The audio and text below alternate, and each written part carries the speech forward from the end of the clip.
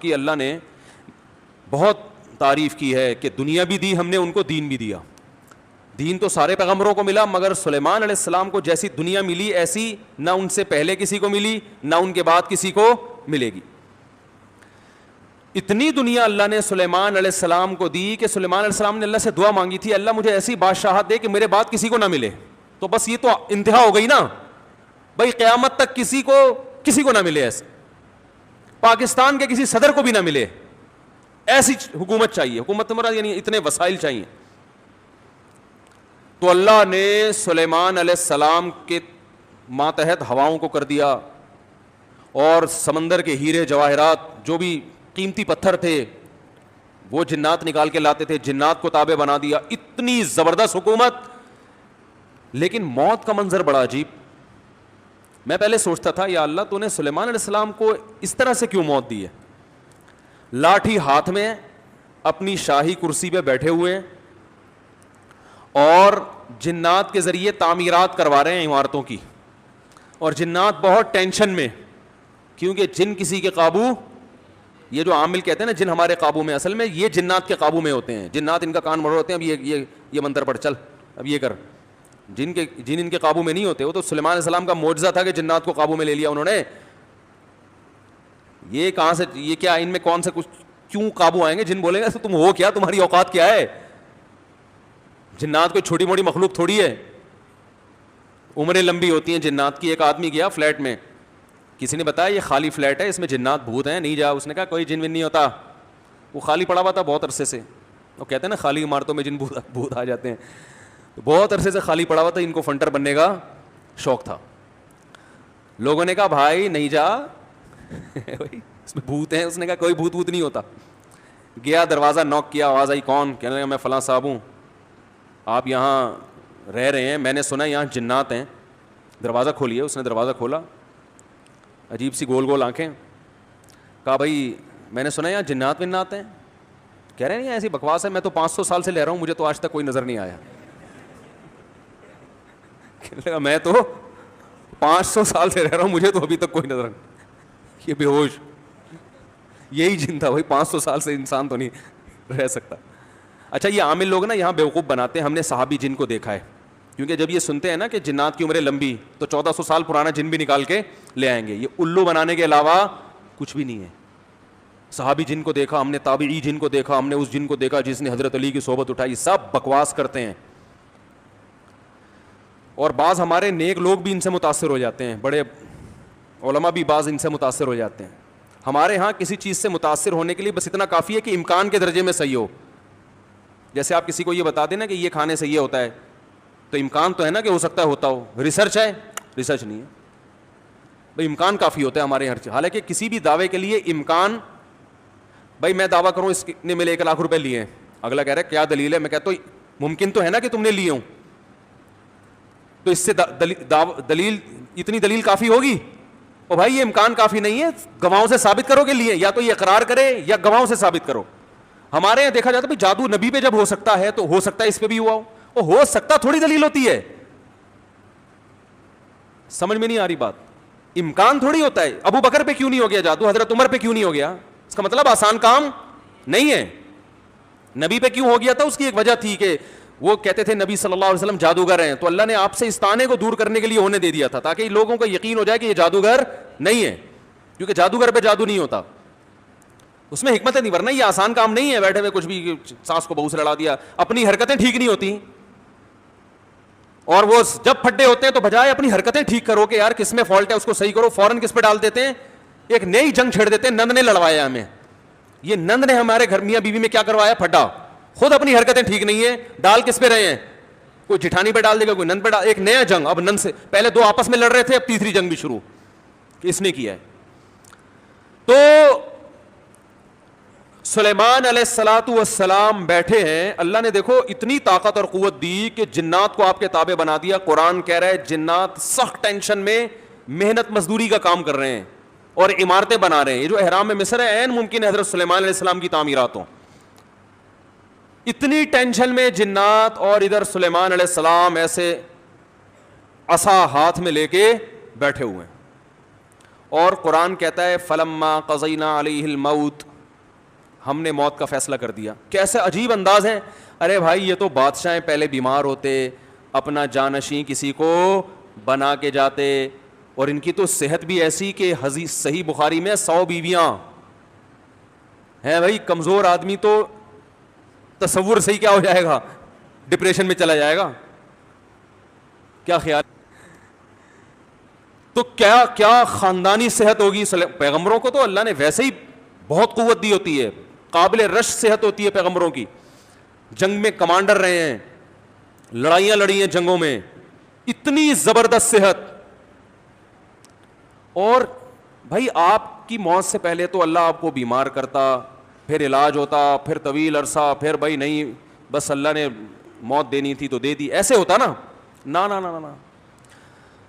اور پھر اتنی جائیدادیں، اتنا سب کچھ، تو پہلے اس کا سارا کیا کر لیتے، بانٹ بوٹ لیتے، جانشین بنا لیتے، میرے بعد یہ میرا خلیفہ ہے، یہ فلانا ہے ڈمکانا ہے. ہو سکتا ہے سب کو یقیناً کیا ہوگا پہلے سے آپ نے، لیکن ہمارے ہاں یہ سارے کام کیے جاتے ہیں جب موت کے آثار ظاہر ہونا شروع ہو جائیں. ادھر قرآن کہہ رہا ہے فلما قضینا علیہ الموت، ہم نے سلیمان کو موت دینے کا ارادہ کیا. اور کس وقت؟ جب وہ بیٹھے ہوئے تعمیراتی کام کروا رہے ہیں جنات کے ذریعے اور انسانوں کے ذریعے. اور اللہ فرماتے ہیں ایسے فرشتہ آیا، روح نکال کے چلا گیا. انبیاء کا جسم موت کے بعد بھی خراب نہیں ہوتا. مرزا غلام احمد قادیانی کی قبر کھول کے دیکھو، اگر ایک ہڈی بھی بچی ہوئی ہے نا، ایک ہڈی بھی اس کمبخت کی باقی ہے، تو جو سزا دینا چاہو آپ دے سکتے ہو. سمجھ رہے ہو؟ نبی کی کا جسم کبھی بھی خراب نہیں ہوتا. قادیانی ہو سکا اس کی ایک دفعہ قبر کھول کے دنیا کو دکھا دو بس. تم انبیاء کا جسم خراب نہیں ہوتا. تو قادیانی ہو سکتا ہے یہ گستاخی کریں کہ نبی صلی اللہ علیہ وسلم کی تو قبر کوئی کھول نہیں سکتا. تو بھائی نبی صلی اللہ علیہ وسلم کو ہم بھی نبی مانتے ہیں اور آپ بھی نبی مانتے ہیں، اور آپ پر تو اجماع ہے، بلکہ اس کو تو غیر مسلم بھی مانتے ہیں کہ آپ کی باڈی خراب نہیں ہوئی ہے، اس لیے کہ آپ صلی اللہ علیہ وسلم کے جسد اطہر کو قبر مبارک سے نکالنے کی بہت زیادہ کوششیں ہو چکی ہیں ماضی میں، غیر مسلموں نے کی ہیں سرنگیں بنا بنا کے. اس کا مطلب ان کو بھی پتا تھا کہ جسم کیا ہے، سلامت ہے. تو انبیاء کا جسم کبھی بھی خراب نہیں ہوتا. تو قرآن کہہ رہا ہے ادھر ٹیک لگا کے بیٹھے ہوئے ہیں سلیمان علیہ السلام، جسم سے روح نکلی ہے، اور پتہ نہیں کتنے دنوں تک اسی طرح ایسے ہی رہے ہیں. وہ چونکہ اس طرح سے ٹیک لگی ہوئی تھی کہ گرے نہیں ہیں. اب دیمک نے کھانا شروع کیا سلیمان علیہ السلام کی لاٹھی کو.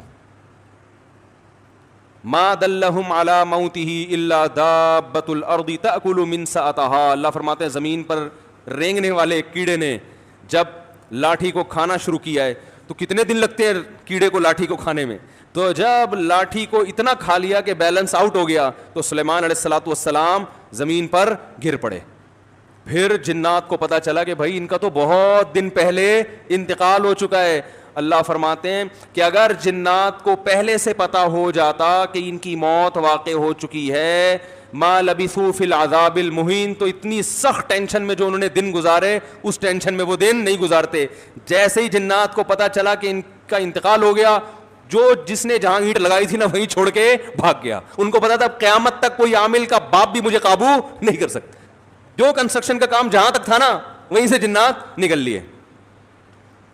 ورنہ سلیمان علیہ السلام 2-4 عاملوں کے ذمے لگا کے چلے جاتے، بھائی میں کسی بھی وقت دنیا سے جا چکا ہوں، جا سکتا ہوں، تو ان کو ذرا پکڑ کے واپس لانا، جو 2-4 اینٹیں رہ گئی وہ تو لگاتے ہیں بھائی.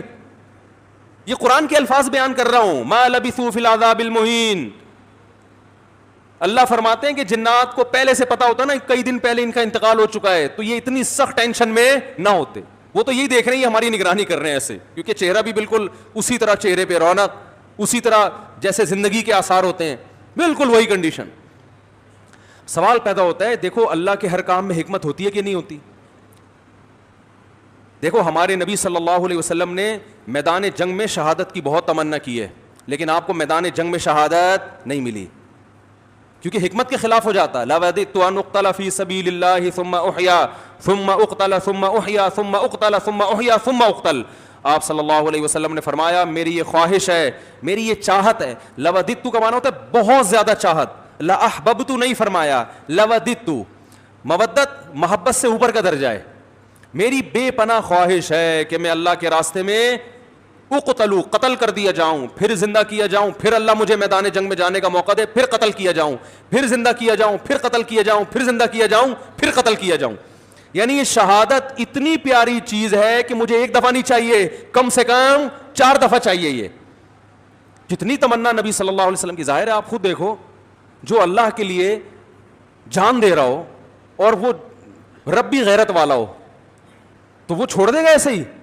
جان دینے سے بڑھ کر دنیا میں کوئی قربانی نہیں ہے.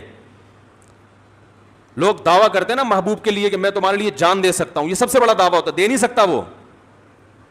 محبوبہ کے چہرے پہ تھوڑی سی جھریاں آنے دو, پھر دیکھو کیا, پھر یہ جو 500 روپے بیلنس کے لیے دے رہا ہے یہ بھی نہیں دے گا.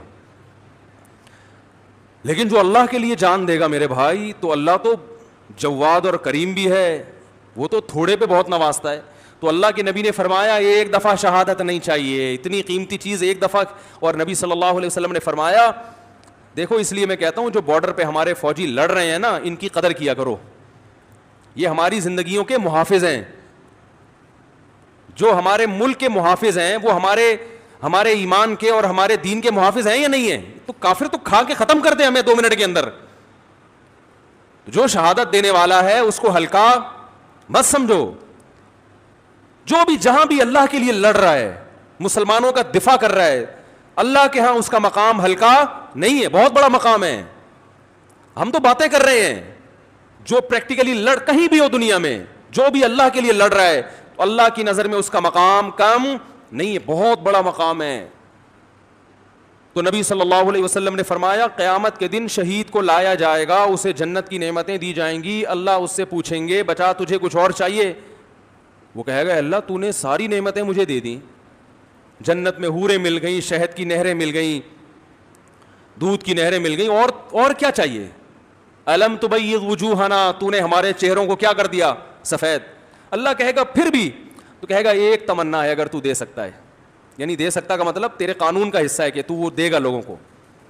وہ تمنا یہ ہے کہ اللہ دنیا میں دوبارہ بھیج, دوبارہ تیری راہ میں لڑوں اور دوبارہ قتل کیا جائے مجھے. کیونکہ جو تیری راہ میں مرنے کی لذت تھی وہ لذت جنت میں حاصل نہیں ہو رہی. وہ ایک الگ ہی چیز ہے نا. یہ احساس انسان کو بڑا کر دیتا ہے کہ میں کس کے لیے جان دے رہا ہوں؟ اللہ کے لیے. وہ مزہ نہیں ہے. یہ جسمانی لذتیں ہیں جو جنت میں آ رہی ہیں, وہ لذت تھی روحانی, وہ لذت نہیں ہے. تو 4 دفعہ نبی صلی اللہ علیہ وسلم نے شہادت کی تمنا کی ہے کہ بار بار یہ عمل ہو. اور آخر ختم کس پر کیا؟ ثم اقتل. ہم کہتے ہیں اللہ میرا دل چاہتا ہے میں تیری راستے میں قتل کیا جاؤں, پھر شہید کیا جاؤں, پھر قتل کیا جاؤں, قتل کیا جاؤں, پھر زندہ کیا جاؤں, پھر قتل کیا جاؤں, پھر زندہ کیا جاؤں, پھر قتل کیا جاؤں, پھر زندہ کیا جاؤں, پھر قتل کیا جاؤں, پھر زندہ کر کے چھوڑ دیا جاؤں. اینڈ کہاں ہوتا ہمارا بھائی؟ ہے بھائی کہ پھر 4 دفعہ شہادت کا ثواب حاصل کر کے پھر اپنی لائف کو میں کیا کروں گا بھائی؟ انجوائے کروں گا. نا نا نا نا. نبی نے ختم کہاں کیا؟ بولو بھائی, قتل پہ. اینڈ کیا ہونا چاہیے؟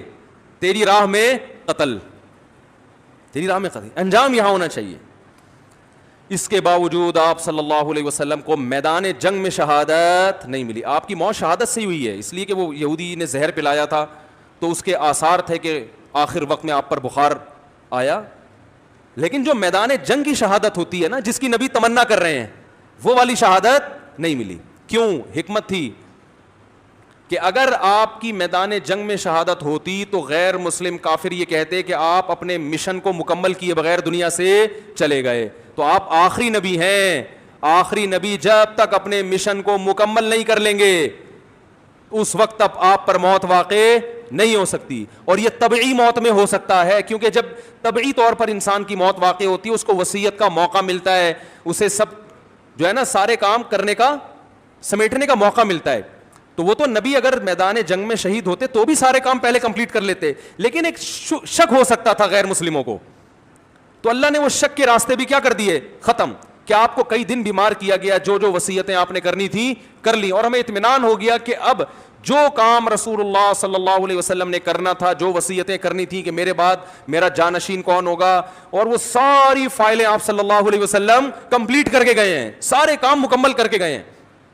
نماز میں آخری دنوں میں جب آپ بیمار ہوئے تو آپ نے حکم دیا کہ ابو بکر کو کہو وہ نماز پڑھائیں. اس میں اشارہ تھا کہ میرے بعد جانشین کون ہے. دیکھو سفر میں آپ صلی اللہ علیہ وسلم قضائے حاجت کے لیے گئے, جماعت کا وقت ہو گیا تو دوسرے صحابی نے نماز پڑھا دی, ایسا ہوا ہے؟ ابی ابن کعب رضی اللہ تعالیٰ نے نماز پڑھائی, لیکن یہ نماز یہ اپنا مصلی حوالے کرنے والی نماز نہیں تھی. یہ تو کوئی بھی امام کی جگہ کھڑا ہو سکتا ہے نا, امام کو کوئی عذر ہے. سفر میں ایسا ہے, آپ صلی اللہ علیہ وسلم سفر میں قضائے حاجت کے لیے تشریف لے گئے, پیچھے نماز کا ٹائم تھا تو حضرت ابی ابن کعب نے نماز پڑھائی, اور جب نبی تشریف لائے تو انہی کی اقتدا میں آپ نے نماز بھی پڑھی. مگر اس سے ثابت نہیں ہوتا کہ آپ کے بعد آپ کے جانشین کون ہیں, یہ صحابی ہیں, نا نا نا. لیکن جب مرض موت میں مستقل امام بنانے کی ضرورت ہے کہ اب آپ بیمار ہو گئے ہیں, تو صحابیات کہہ رہی ہیں, نبی نے فرمایا مرو ابا بکر فلیصلی بالناس, ابو بکر سے کہو کہ لوگوں کو نماز پڑھائیں. صحابیات نے کہا, امی عائشہ نے کہا یا رسول اللہ میرے والد ابو بکر کمزور دل کے نرم دل کے ہیں, وہ آپ کے مصلی پہ آپ کو غیر موجود دیکھ کر برداشت نہیں, عمر سے کہہ دیں وہ پڑھا دیں, وہ کیا ہے مضبوط, وہ پڑھا دیں گے.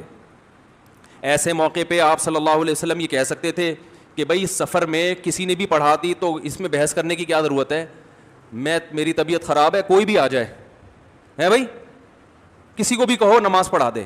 نا نا نا نا نا, آپ کو پتا تھا آج جس کو مصلی پہ کھڑا کر دیا تو قیامت تک کے لیے اسٹیمپ لگ جائے گی کہ نبی کا جانشین کون ہے. بولو بھائی یہ ہیں. تو آپ صلی اللہ علیہ وسلم فرمایا نا نا نا ابو بکر سے کہو. پھر امی عائشہ نے فرمایا, حالانکہ امی عائشہ کو تو خوش ہونا چاہیے نا, ان کے تو والد ہیں, لیکن وہ دیکھ رہی ہے کہ رقیق القلب ہیں, اور اللہ کے نبی ابو بکر کے علاوہ کسی اور کو قبول, بولو بھائی نا. تو یہ اتنا جو موقع ملا, آپ نے فرمایا پھر سب ازواج کو ڈانٹ لگائی آپ صلی اللہ علیہ وسلم نے کہ تم ایسے ہی مجھ سے جھگڑا کر رہی ہو جیسے یوسف علیہ السلام کے دربار میں جو عورتیں جھگڑ رہی تھیں. تو پھر آرڈر دیا کہ نہ ابو بکر کے علاوہ کوئی بھی نہیں. تو اگر آپ میدان جنگ میں شہید ہو جاتے اچانک تو یہ ساری حکمتیں کیا ہو جاتی, فوت ہو جاتی. تو اللہ نے نہیں شہید ہونے دیا. تو ایسے ہی سلیمان علیہ السلام کو اللہ نے اچانک موت دی ہے, بالکل اس کے برعکس. بیٹھے ہوئے ہیں اور جناب فرشتہ آیا, چلو بھائی ٹھیک. موسیٰ علیہ السلام کے پاس آتا تو پہلے ایک چماٹ کھاتا. حدیث میں آتا ہے ہر پیغمبر, دیکھو جتنے بھی علماء ہیں نا, ہر ایک کا مزاج دوسرے سے مختلف ہوتا ہے. مزاج کو دیکھ کے کبھی فیصلہ نہ کیا کرو یہ صحیح ہے یہ غلط ہے. بعض کا مزاج جلالی ہوتا ہے, بعض کا مزاج نرم ہوتا ہے. تو جو نرم مزاج علماء کے پاس رہے ہیں, جب کسی جلالی سے واسطہ پڑتا ہے تو کہتے ہیں ان کے اخلاق ٹھیک نہیں ہے. بھائی اخلاق کی بات نہیں ہے, ہو سکتا ہے ان کے اخلاق ان سے بھی اچھے ہوں, مزاج میں کیا ہے تھوڑا سا جلال ہے. تو مارکیٹ میں ہر قسم کی چیز چاہیے نا, سارے میٹھے میٹھے میٹھے بن جائیں گے تو یہ تو لوگ تو مولویوں کو کھا کھا کے ختم کر دیں گے. ہمارے حضرت جلالی تھے, ایسا نہیں کوئی بھی اٹھ کے آ گیا بیل بجا دی حضرت سے ملنے آئے ہوں. فرمایا بھائی ٹائم ہوتا ہے ہر چیز کا. بڑے بڑے آفیسر آتے تھے حکومت کے, حضرت لفٹ نہیں کراتے تھے, ٹائم ہے اس پہ آؤ گے بیٹھیں گے, اور فالتو بات کرنے کی اجازت حضرت کے پاس تو بات کرنے سے پہلے آدمی سوچتا تھا, اس لیے کہ وہ کام تھا ان کا, سارا دن مصروف تھے. اگر وہ اس طرح سے بیٹھ جاتے ٹھیے لگا کے, لوگ تو آئیں گے, لائن لگے گی. اور بعض علماء کیا ہوتے ہیں, وہ ذرا جمال ان کی طبیعت میں غالب ہوتا ہے. آپ نہیں آئے تو خود آپ کے گھر پہنچ جائیں گے, بھائی بہت دن ہو گئے اب تک آئے کیوں نہیں آپ, ہے بھائی. تو یہ ڈیزائن ہے, چلتا ہے. بدگمان نہ ہوا کرو, شریعت پہ اگر چل رہے ہیں نا تو بس صحیح ہے. تو موسیٰ علیہ السلام تھے کیا جلالی. حدیث میں آتا ہے ان کے پاس فرشتہ آیا انسانی شکل میں. موسیٰ علیہ السلام نے پوچھا کیسے آنا ہوا, کون ہو بھائی؟ انہوں نے کہا موت کا فرشتہ ہوں, آپ کی جان لینے کے لیے آیا ہوں, آپ کی جان لینے کے لیے. حضرت موسیٰ نے ایک زور سے لگایا تماچا, حدیث میں آتا ہے آنکھ نکل کے گر گئی ان کی. پھر اللہ میاں کے پاس گئے, اللہ اپنے کس بندے کے پاس تو نے مجھے بھیج دیا. اب سوال یہ پیدا ہوتا ہے کہ حضرت موسیٰ نے تھپڑ کیوں مارا ہو؟ اب اس کی تو ظاہر ہے پیغمبر کوئی غلط کام تو کرتے نہیں ہیں, تو بہت ساری لوج میرے ذہن میں یہ آتا ہے کہ ان کو یہ فرشتے کا اسٹائل پسند نہیں آیا. شاید یہی وجہ ہو سکتی ہے. کیسے ایکسکیوز کر رہے ہو آ کے, جیسے کوئی ہدیہ دینے کے لیے آئے ہو. جیسے وہ ایک آدمی کی شادی ہوئی نا, تو دلہن کے پاس گیا تو اب سمجھ میں نہیں آ رہا تھا بات چیت کی ابتدا کیسے ہو, بغیر تمہید کے شروع ہو جائیں تو بولے گی وہ پھوڑا پتہ نہیں اس کو تو بات چیت نہیں آتی. تو اب گھنٹہ بیٹھ کے سوچ رہے کہ بات چیت شروع کیسے کروں. بعض لوگ ادب کے مارے ہوئے ہوتے ہیں نا, ارے بھائی تو جیسے بھی چاہے سمجھ میں آ رہا ہے شروع کر دے. ادب کا مارا ہوا تھا بیچارہ, اردو ادب کا. تو کافی دیر سوچنے کے بعد کہتا ہے کل میری آپ سے شادی ہوئی تھی, اس سلسلے میں حاضر ہوا ہوں. کل میری آپ سے شادی ہوئی تھی, اس سلسلے میں حاضر ہوا. تو خیر سلیمان علیہ السلام کی جو موت اچانک ہوئی ہے, اصل میں سلیمان علیہ السلام کے پاس وسائل بہت تھے, حکومت بہت تھی, کام اس طرح سے بہت پھیلا ہوا تھا. تو ان کو اس طرح سے اچانک موت دے کے اللہ نے بتا دیا کہ تم اس خوش فہمی میں نہ رہو کہ تمہاری بچیوں کی ابھی شادی نہیں ہوئی ہے تو پہلے ان کی شادیاں ہو جائیں گی, بچے اپنے پاؤں پہ کھڑے ہو جائیں گے, ابھی تو تم نے کمیٹی ڈالی ہے وہ نکلے گی, پھر تم کمرشل پلاٹ خریدو گے ہیں بھائی, اور ابھی تو یوں ہے, ابھی تو میں بہت صحت مند ہوں, میں نے اپنی رپورٹیں سارے ٹیسٹ کروائے ایک دم اوکے کی رپورٹ ہے, ڈاکٹر نے کہا تو 50 سال سے پہلے مرنے والا نہیں ہے, اور بالکل فٹ فاٹ, اور نہ کوئی ڈپریشن, اور بالکل, اور ابھی میرا زندہ رہنا بہت ضروری ہے کیونکہ میں مر گیا تو کمپنی کا کیا ہوگا, بچیوں کا کیا ہوگا, بیوی کا کیا ہوگا, اور میرے والدین کا کیا ہوگا. تو اللہ نے بتایا تم کس کھیت کی مولی ہو بھائی, اتنے بڑے پیغمبر اور اتنے وسائل کہ تم ان وسائل کا تصور نہیں کر سکتے. میں نے جب ارادہ کیا تو ان سے مشورہ نہیں لیا, بیٹھے بیٹھے موت دے دیے, سارے کام ادھورے, سارے پروجیکٹ, وہ جو اینٹ جہاں رہ گئی تھی نا آخری جن, وہ چھوڑ کے بھی بھاگا ہے. تو تمہارے پروجیکٹ کی کیا حیثیت ہے, تم کس کھیت کی مولی ہو بھائی. تو جس کو جتنی دنیا بھی دے دوں سیکنڈ بھی نہیں لگے گا چھیننے میں, تو زیادہ فنڈر بننے کی کوشش, اپنی جو صحت کی رپورٹیں ہیں نا, کولیسٹرول لیول بالکل سیٹ ہے بھائی, ہر سب کچھ ٹھیک ہے, اس کے باوجود بیٹھے بیٹھے مار دوں گا. وہ ہمارے یہاں بہاریوں میں مشہور ہے کہ جب موت آتی ہے نا, اونٹ پہ بیٹھے ہوئے آدمی کو کتا کاٹ لیتا ہے, جو نہ کٹے آری سے کہتے ہیں نا, وہ کٹے بہاری سے. تو ان باتوں کی وجہ سے تو کہتے ہیں لوگ, ویسے بہت اچھے لوگ ہوتے ہیں, کوئی ناراض نہ ہو جاؤ بھائی, لیکن باتیں بہرحال بہت ٹائٹ کرتے ہیں. جو نہ کٹے آری سے کہتے ہیں وہ کٹے. تو اونٹ پہ بیٹھے ہوئے آدمی کو کیا کاٹ لیتا ہے. ہمارے بہاری دوست تھے, ابھی بھی ہیں, تھے کیا, بیان بھی سنتے ہوں گے انشاءاللہ. وہ ایک کہتے تھے مفتی صاحب جب شامت آتی ہے تو اونٹ پہ بیٹھے ہوئے آدمی کو, میں نے کہا یار باتیں تمہاری بڑی ٹائٹ ہیں یار, اونٹ پہ بیٹھے ہوئے آدمی کو کیا کاٹ لیتا ہے, کتا. تو ہم اور آپ کس کھیت کی مولی ہیں بھائی. ہمارے ایک دوست تھے, بڑے مالدار بھی تھے, اور مدرسے میں ہمارے ساتھ پڑھا کرتے تھے, اکلوتے بیٹے تھے والدین کے. والدین نے ان کو عالم بنانے کے لیے سارے وسائل لگا دیے. جب عالم بن کے فارغ ہوئے, ایکسیڈنٹ میں ان کی موت واقع ہو گئی. اب یہی لوگ مجھ سے پوچھ رہے تھے یار ان کے تو والدین کا سارا محنت ضائع ہو گئی. میں نے کہا ضائع تو نہیں ہوئی, آخرت میں ذخیرہ, لیکن کام تو نہیں ہو سکا نا جو والدین چاہتے تھے. میں نے کہا بھائی اللہ کہہ رہے ہیں ان کی موت میں کیا حکمت ہے. میں نے کہا ان کی موت میں یہ حکمت ہے, اللہ نے بتا دیا میں کسی کو کسی بھی وقت مار سکتا, کوئی بھی کسی بھی ٹائم پہ دنیا میں جا سکتا ہے, چاہے ملک کا بیڑا غرق ہو جائے, گھر کا بیڑا غرق ہو جائے, یا سارے کاروبار کا بیڑا غرق ہو جائے, تعلیم ادھوری رہ جائے, کچھ بھی ہو جائے, سارے پروجیکٹ کی ایسی کی تیسی ہو جائے. اس لیے اللہ کو اپنے حساب سے مت چلاؤ, اپنے آپ کو اللہ کے حساب سے چلانا شروع کر دو. موت کو اپنے حساب سے مینیج مت کرو, موت کے حساب سے خود مینیج ہو جاؤ. پہلے سے وصیتیں لکھ کے رکھو, اگر یہ اینٹ لگنے سے پہلے میں مر گیا تو کیا ہوگا, یہ اگلی اینٹ کون لگائے گا, صحیح ہے نا. تو ہم لوگ موت کو مانتے ہیں, موت کے لیے تیار نہیں ہے.